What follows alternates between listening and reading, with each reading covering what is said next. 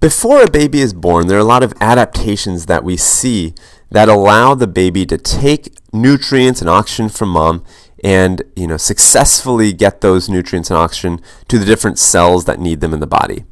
So what I wanted to do is kind of draw out for you in one diagram all the kind of things that we see before birth. These are all the things that are happening while the baby is still in the uterus. Sometimes we say in utero.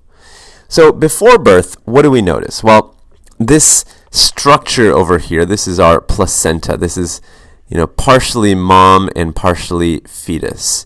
So the placenta has mom's blood kind of pooling in this area, and the baby actually sticks its little capillaries inside of that pool of blood. And you can see that the purplish blood is kind of going in and the reddish blood is coming out. And essentially what I was trying to draw there is that oxygen is getting picked up. So it's actually getting oxygenated.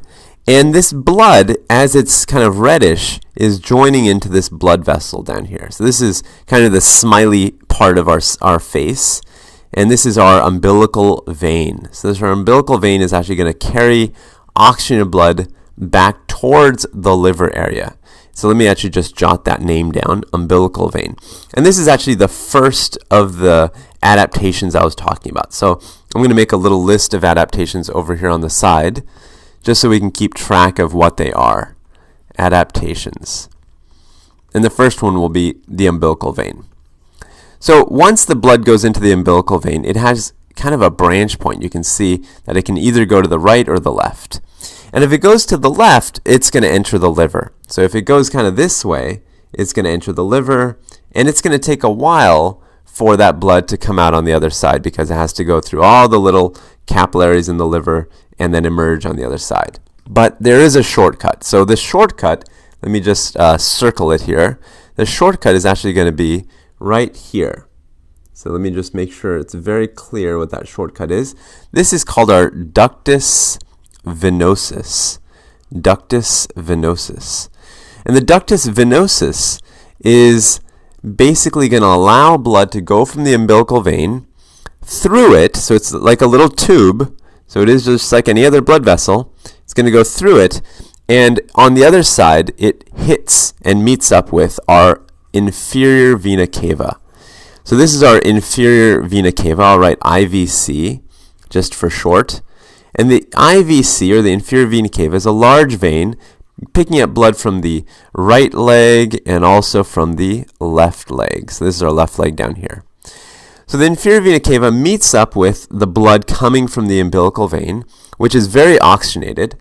And so this blood I'm going to draw is kind of purplish now because it's kind of got some oxygen, but it's not as rich as what was coming out initially from the umbilical vein because it mixed in with the IVC. And that blood dumps into the right atrium. So this is our right atrium on this side. And simultaneously, you actually have blood from the superior vena cava, or SVC. This is our head and arm region, draining down this way, and this blood also kind of ends up in the right atrium. So you've got this blood kind of mixing, and now I'm going to draw it as kind of a deeper purple because it's mixed up blood. Now, the second adaptation then, let me just make sure I don't skip out on these. This is the first one. The second one would be the ductus venosus that I wrote out, which is, as I said, kind of a shortcut from the umbilical vein over to the inferior vena cava. Now, the blood is in the right atrium, so it has a couple of options. First, it could simply go down into the right ventricle, and some of the blood does that. It just goes right down into the right ventricle. And if it goes into the right ventricle, it's going to get squeezed. And once it gets squeezed, it goes into the pulmonary artery. This is my pulmonary artery over here. And we know the pulmonary artery has a branch over to the lungs on both sides. So we've got some blood going to one lung and some blood going to this other lung. But remember, once that blood kind of approaches the lungs, we have to think about what's going on inside of the lungs. So let me draw out what's happening then inside the lungs. You've got these sacs, air sacs, that actually are not full of air, right? Because when the baby is still inside of the uterus, or when the fetus is in the uterus, it's full of fluid. So you've got these sacs full of fluid, and going past them are little blood vessels. So this is a little blood vessel, and let's say this is an arteriole over here. Now, If it's full of fluid, that means there's not much oxygen. So what ends up happening is that there's a process called hypoxic pulmonary vasoconstriction. And what that means is that the alveolus literally tries to help constrict the arteriole. So the arteriole has some smooth muscle like this, and because there's no oxygen, the alveolus is going to cause that little arteriole to basically contract down. So it basically looks a little bit more like this. And when it looks like that, what we've essentially done is increase the resistance of that arteriole. And if this is happening millions of times in millions and millions of alveoli, then the entire lung is going to have a lot of resistance. A lot of resistance in the lung at this point. So if that's the case, if there's a lot of resistance, then a few things we have to kind of deduce from that. The first is that if there's a lot of resistance, then the pressure in the pulmonary artery, remember this is our pulmonary artery right here, these two, I'll actually draw a little arrow to both of them. The pressure in the pulmonary artery is going to go very high.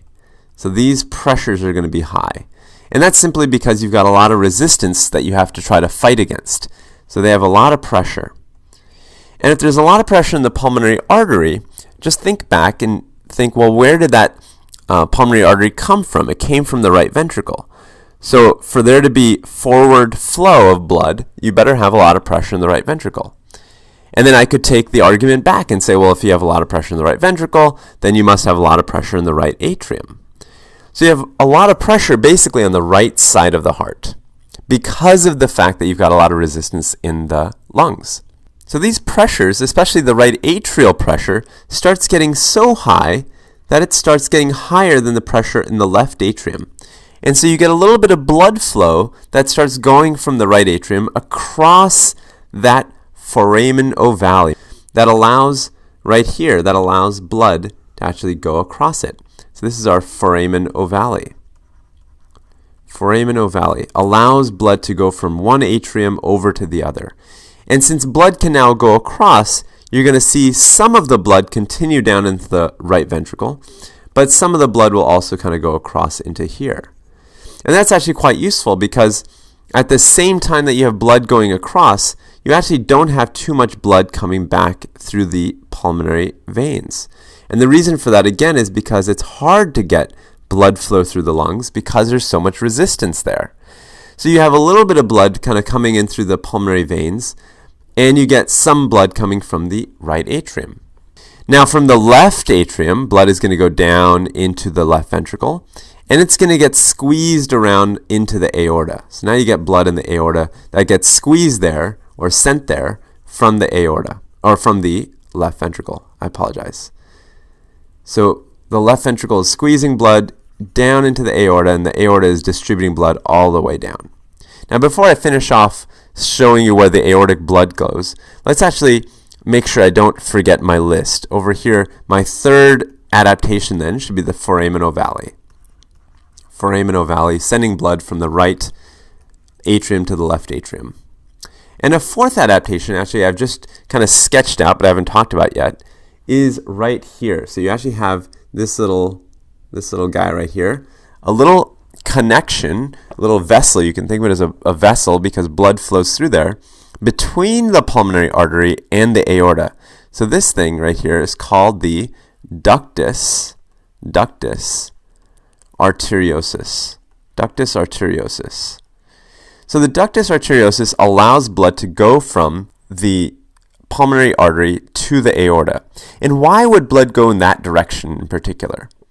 Well, remember, the pulmonary artery, again, has very high pressures.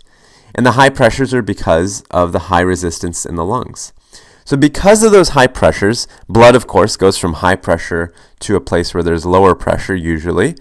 And in this case, it's going to go from the pulmonary artery over to the aorta. So it's actually going to flow in this direction. Let me just draw a little arrow.